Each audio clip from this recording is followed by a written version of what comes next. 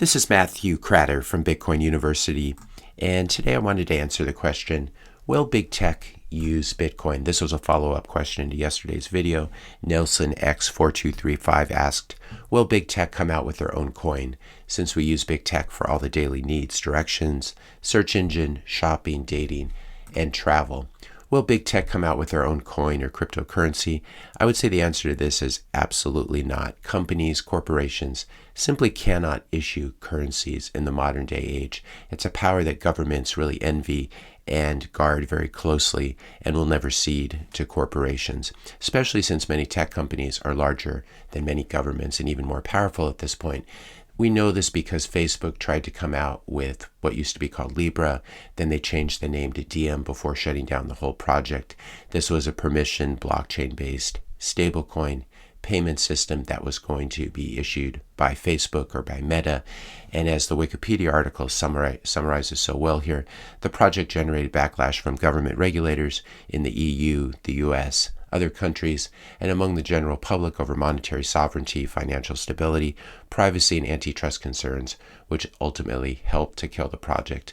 In other words, I would summarize this by saying governments killed the project. So this is something that we're certainly not going to see anytime soon coming from corporations. If you're enjoying this video so far and want to help to support this channel's mission of Bitcoin education, I just ask you to hit that subscribe button. It really helps out with the algorithm. So then the question becomes, will big tech use Bitcoin instead of coming up with their own coin? And I would say the answer to this is yes, absolutely, because Bitcoin is widely understood and accepted by US regulators as a digital commodity, including the SEC, the CFTC, and other regulators. In fact, Bitcoin has the greatest regulatory clarity of any crypto asset or any cryptocurrency in the US and in the EU and elsewhere. There's really no comparison. And this makes sense because Bitcoin is ethical, neutral money. It's without a pre-mine, it's without a foundation or corporation issuing it, and it's without insiders that can control the path of development or otherwise control it through consensus mechanisms like proof of stake, as is happening with Ethereum. So how do we actually know that big tech is going to use Bitcoin?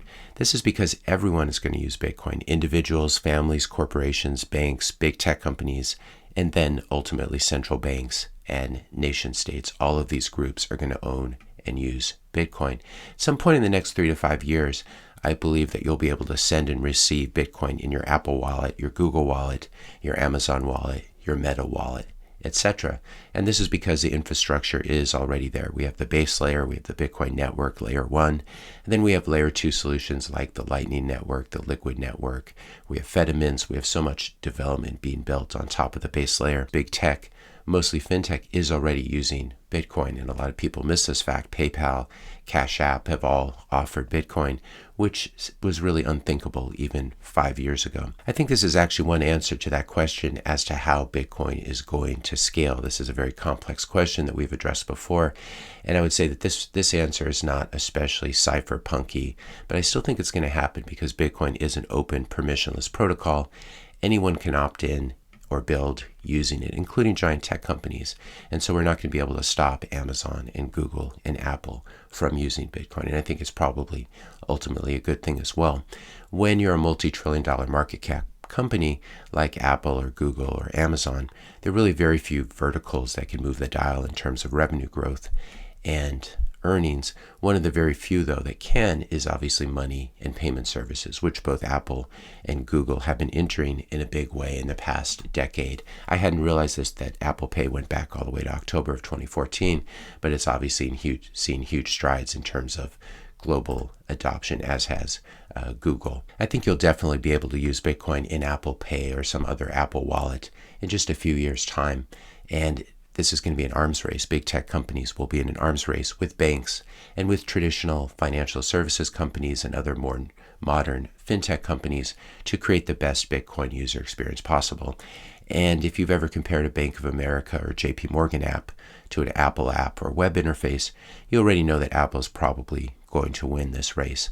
At some point, probably billions of people will be using companies like Apple to send Bitcoin back and forth to each other. Is this a self-sovereign way to use Bitcoin? Absolutely not. Could Apple censor you and refuse to let you send or receive your Bitcoin on their app?